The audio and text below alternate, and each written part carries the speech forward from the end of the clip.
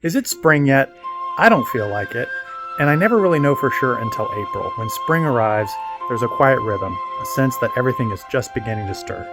In today's video at the potting bench, a tray of potting mix, a scattering of seeds, petunias, saplogosis, each one holding a promise of color in the months ahead.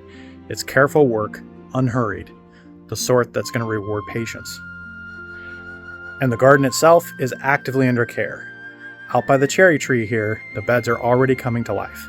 The peas are reaching, the soil is warming, and wherever there's a space, there's opportunity. Bok choy, lettuce, radish, Chinese broccoli, a kind of quiet layering, making the most of every inch that I can. And then it's back again to the bench. More seeds, more beginnings. Asian greens, aspo broccoli, spinach, beets. Each tray a small investment in the weeks to come. It's a continuation of the same simple idea, that a garden is never just one thing at a time. It's all happening.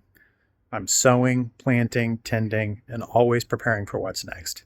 So come along and let's garden.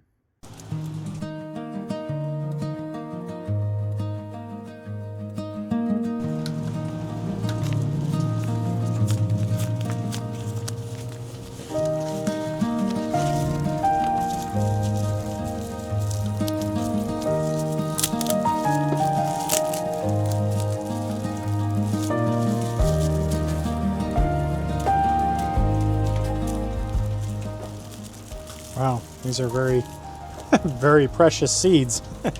Wrapped in bubble wrap and super small. Hopefully I don't lose any.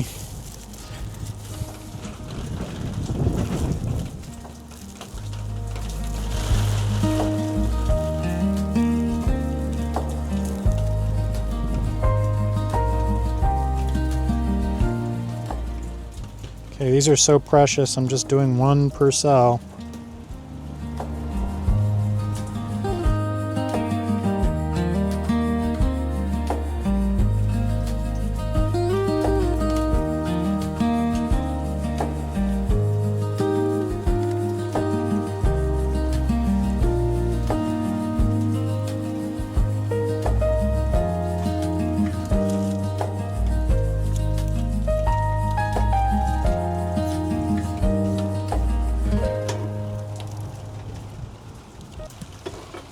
Sophistica blackberry. So it says blanketed with big white velvety blooms and a dusky black with a subtle purple red undertones. There was something I was reading lately that said that dark colored flowers are all the rage these days. So I'm no wonder these seeds were so highly prized. I'm gardening in the latest chic. I like dark colored flowers. I like flowers that almost look like they're black. I just think it's just such an interesting look, but I've always liked that. It's I didn't realize it was the trend. No, I'm just gonna try pressing into the surface. That's what I didn't remember. That's how you do the pansies, or petunias from last year, but that's what the botanical interest one is suggesting. So hopefully my highly prized ones I didn't ruin by covering a little bit with some. Yeah, it says don't cover. Shoot, I messed those up. Okay, so don't follow me. Do not cover these. I don't know how to fix that because these seeds are so small. I'm just gonna have to well, there we go. I'm able to uncover one there. Okay, I uncovered one there. This one will be iffy. I should have been paying attention. I don't remember which ones you just press in versus which ones you bury, which is why you should read the seed packets, right? So this next one I will not cover. Wow, these are all like almost crumbled. I don't know. Man, I hope. We'll see. We'll see if these work. That's weird. This is what's called saplogosis. But to me, it looks like a petunia with metallic, kind of a metallic sheen to the petals. And so I grow them kind of with my petunias, or I grow them in the same time. And I think about planting them out at the same time. They have the same needs in terms of being heat loving and how they grow. At least that's been my experience. Okay, I'm gonna plant the saplegosis. It also is in the bubble wrap, precious, so I'm gonna pay more attention this time. Germination code 1. Occurs when soil temperature is between 70 and 85 and within, right, so I'm gonna, these obviously got to go on the heat mat, but it doesn't have the germination code 6, which means it needs light to plant. So these I should cover with a little bit of potting mix.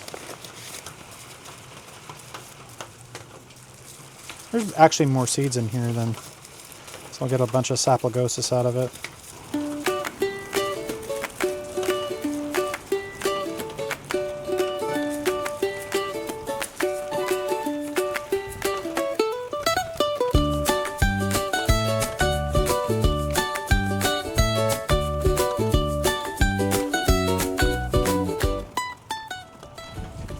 All right, I'm filling the rest of this tray with saplegosis.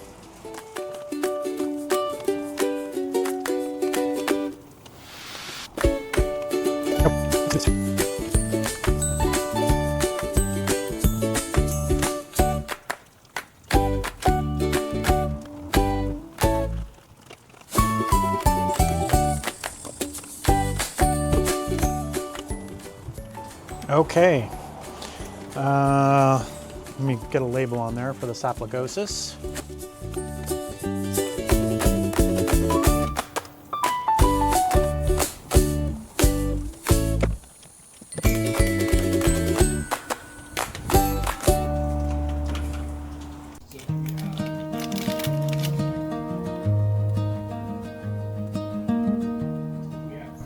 What I'm enjoying about this driveway garden is the challenge of making the most of a small space.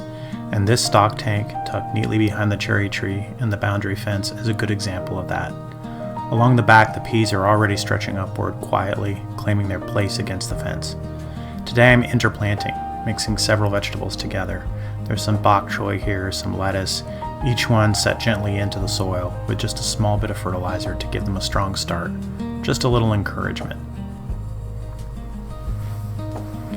And in between, wherever there's a pocket of space, I'm tucking in French breakfast radishes. These are quicker, simpler things. No need for feeding, just a small hole, the started seedling, and time. It's a way of layering the garden, letting each plant find its moment, its place, without waste. A lone cabbage sits at the end, transplanted from a pot where it quietly overwintered. It's surrounded by Walla Walla onions holding their ground. The intention is a small, productive tapestry, each plant playing its part.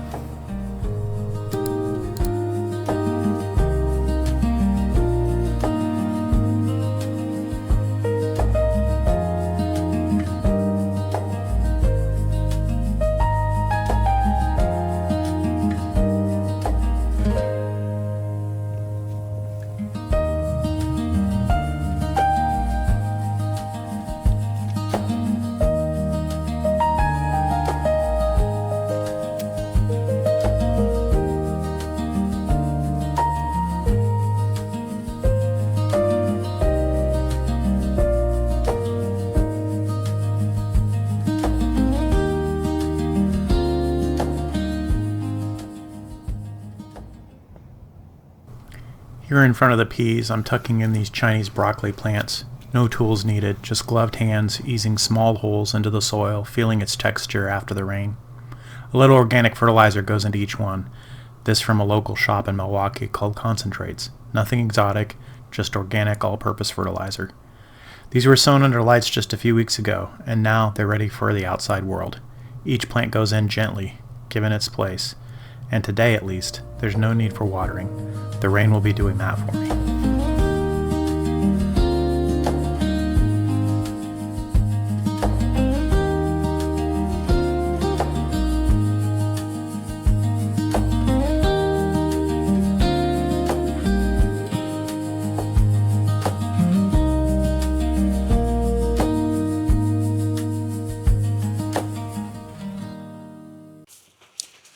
Okay, I'm going to plant some seconds of things here, second round. I'm going to plant some more bok choy. This is the king choy variety from Territorial Seed. It's my second round. The first round looked pretty good. The first round is not obviously hasn't come to complete fruition yet, but it is. The starts were good, and I got those in the ground earlier this week. So planting seedlings to create more starts. This is another one where I will put in 2 seeds per cell just for backup.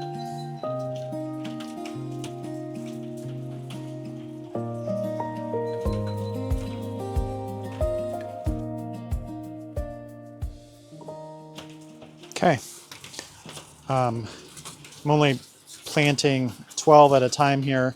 Really, I could plant just 6 at a time. That might be wiser. But the reality is, if you harvest bok choy and then once you cook it, a full bok choy cooks down to something pretty minimal, like half a side dish on its own. So half a side dish for one, that is.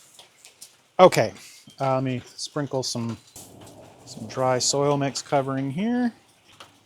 I said this a few times, but in case you're wondering, I use the dry stuff because it's easier for me to sprinkle like this than the wet stuff in terms of covering. Okay. And label.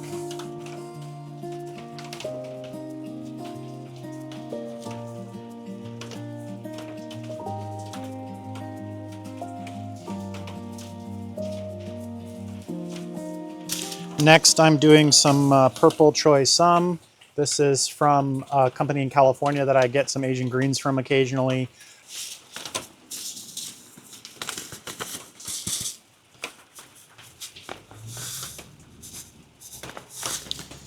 Got lots of this seed. I'm going to do 2 per.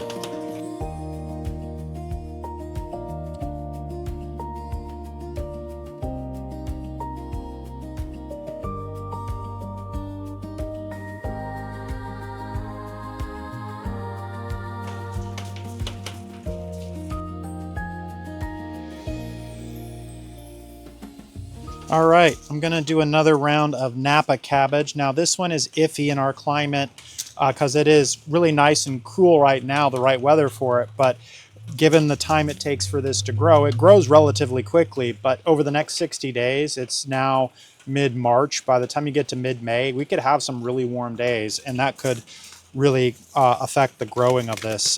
So it's one of my complaints is it feels like, and we'll see if it's true this year, but it feels like we don't have a real spring with consistent temperatures in my climate. I mean, we do have a spring, but it's like you have a spring, but then in the middle of some week, you'll have like 80 degrees. And that's supposed to be spring. And then you go from having barely hitting 60 degrees to all of a sudden you're in the 70s. You don't have like I don't feel like there's a prolonged period of kind of 60 to 70 degrees that lasts consistently long enough to do some of these cool weather crops as well as I would like without a lot of controlling measures. Obviously, market gardeners and farmers know how to do it right in our area. So these things are grown here.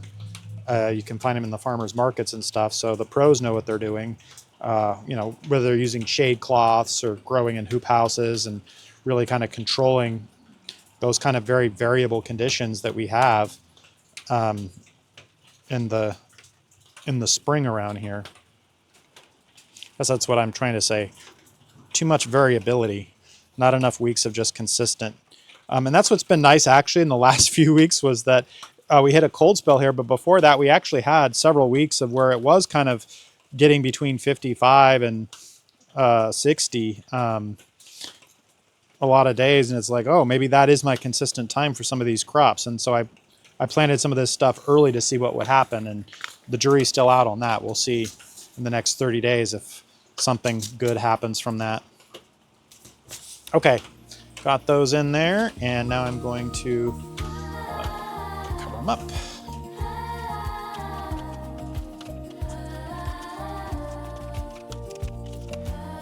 That was Napa cabbage.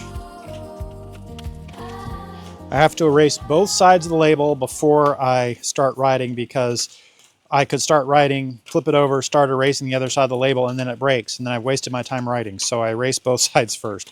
That's my efficiency, an efficiency note on how I go about reusing these labels. Okay, that was Napa cabbage.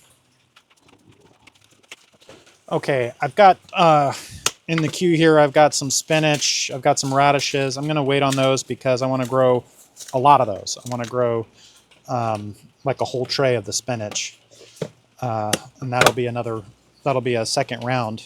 The first round, you may have seen in my videos, I got actually into the garden beds, specifically in a stock tank earlier this week. I'm going to do some turnips. I haven't had much success in growing turnips yet because I just haven't put a lot of energy into it, but we're going to try this, some of these white turnips here. I'll do 12 cells of these. Lots of seeds here, so I'll do my backup. I'll have 2 seeds per cell, or 3 if my fingers aren't precise enough in dropping seeds, which when the seeds are this small and my fingers are as fat as they are, that is often the case. My fingers are not that precise in dropping seeds. But you probably have realized that I don't care. I'm not trying for optimal perfection of seedling per cell or anything like that, especially with a seed when there's a lot of seeds in a single packet. Okay, I'm going to cover those up.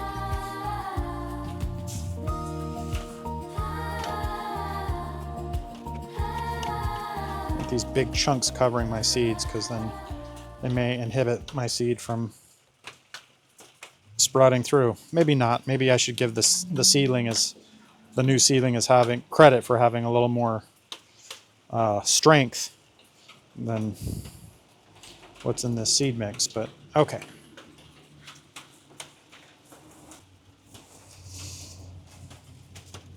Sometimes I see some junk on the label that I don't necessarily want to put into my tray, which is a little bit ironic considering I don't ever spend a lot of time washing trays or anything, but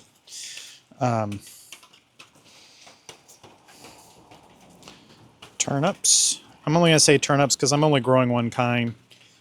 I don't have a bunch of different varieties of turnips here, so if I need to figure out the variety, I should just go back to see what kind of seeds I have on hand or I purchased.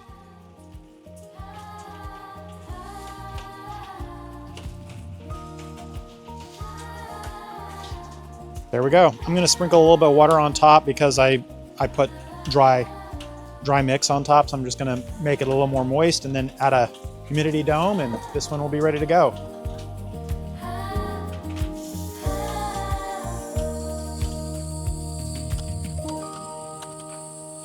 Very good. Okay, humidity dome. Ugh.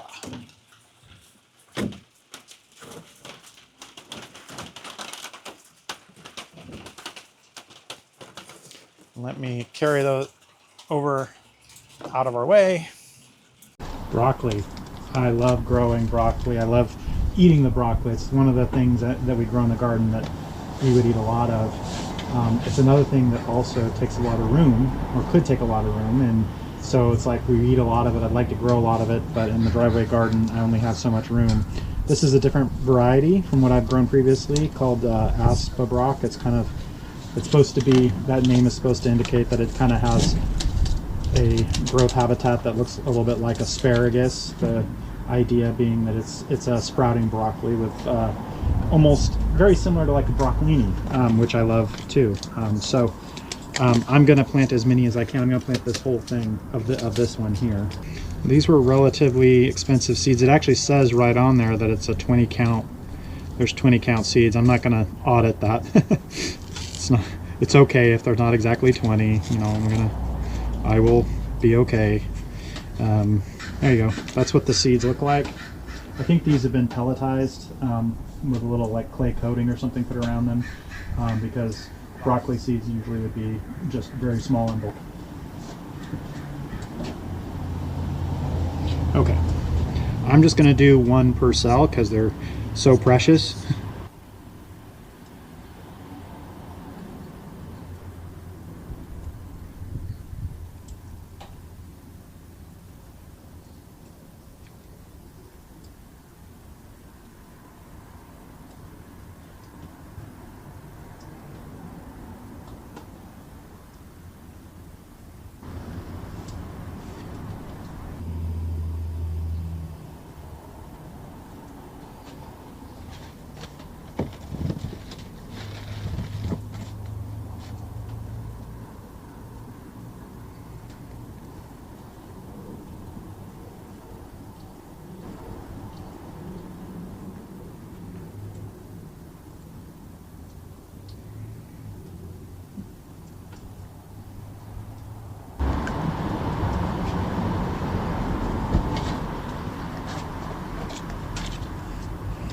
I'm just going to take the soil out of this last cell because I didn't put anything in there, and I don't want to confuse myself into thinking that I had a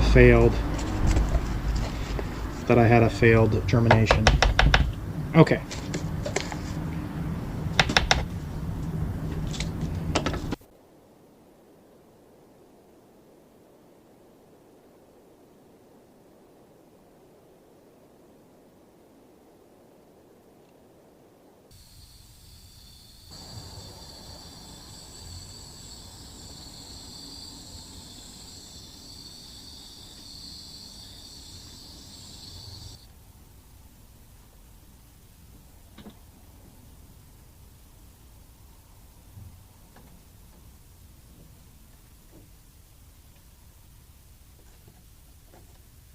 Okay, spinach.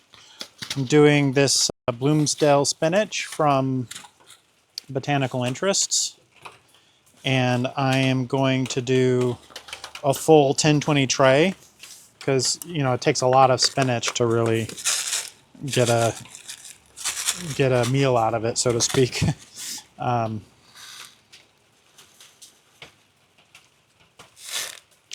These seeds are relatively larger. I think I'm only going to do 1 seed per cell, just because I'm trying to grow as much of, I want to give each one as much chance as I can, and it doesn't have a large amount of seeds relatively to other things that I'm growing. A large amount of seeds in the packet, I mean.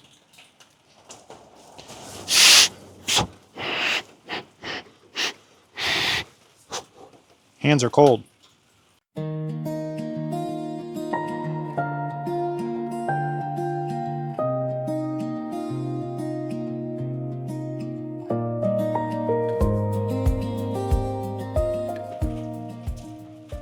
These are the spinach seeds that I filled a whole 10-20 tray with here. Roughly 1 seed per cell, unless I fat fingered it and dropped 2 by accident. Okay, still have some spinach left there. Okay, this is another round of beets. This will be my 3rd round actually, because I have the first round already out in the garden beds. I've got 1 round under lights, and I'm going to do another one. And this is these were burpee seeds that you can get in a lot of big box stores. And this was the Detroit Dark Red, which is a variety that I've grown many times from different seed companies. When I do beets, I do what's called multi-sowing. So I'll put several seeds into each, and that's not just for backup. My intention is that I will actually get several beet plants in 1 cell, and I'll plant them as 1 plug into the ground, and I'll let them just grow up together. So you'll have like 2 or 3 beets that are almost attached to each other growing in the ground, and then I can just wiggle them out from each other when I harvest, and it works. I don't really notice any difference in the size. I'm still an amateur grower, so I have challenges growing large beets regardless. Even if I just plant one plant with lots of spacing, it's still hard for me to grow a really large beet anyway. And so that's all to say, I don't notice that I'm sacrificing size in the way that I'm doing this here.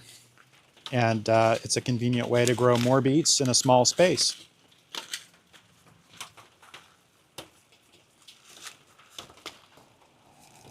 Okay.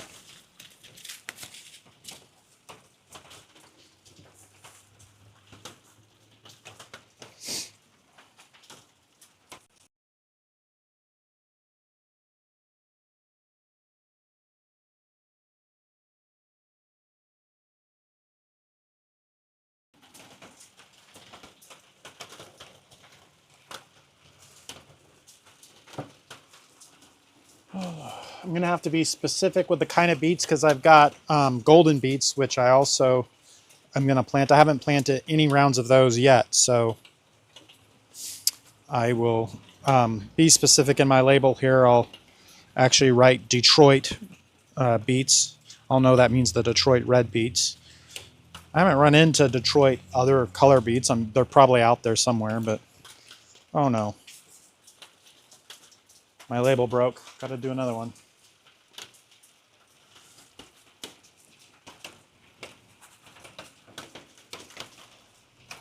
There we go. Okay. Next. I'm gonna plant some gold beets here from Botanical Interests. I've grown this variety from other seed purveyors as well in the past, and I enjoy it. You may have heard me say this in a prior clip that I multi-sow beets, so I'm going to put several seeds into each cell. I was just debating myself whether to just plant them all now for the whole season, because beets take a while, and I'm not sure that I will have another chance at it. But I think I'll wait.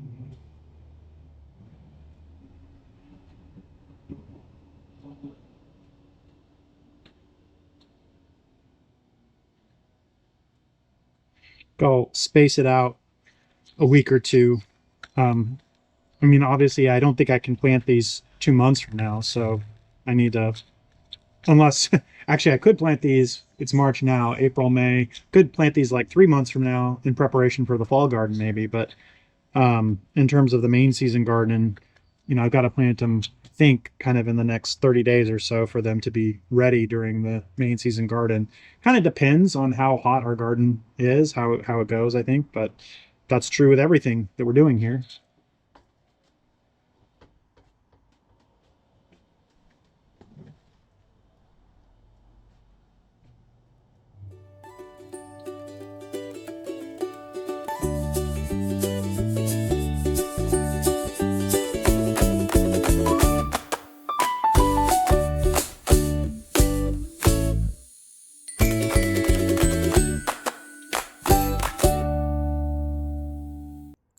And so the day draws to a close. But the work of a garden is never really finished. What's being planted today, whether it's seeds at the bench or young plants nestled into the beds, it's going to carry on quietly without us. Now, beneath the soil, out of sight, things are already beginning to happen. It's a hopeful time, full of small, steady acts. Nothing dramatic, nothing rushed, just the simple process of growing. The sowing, the tending, the quiet anticipation of what might be. Let's enjoy all of it. Thanks for gardening with me, and I'll see you in the next video.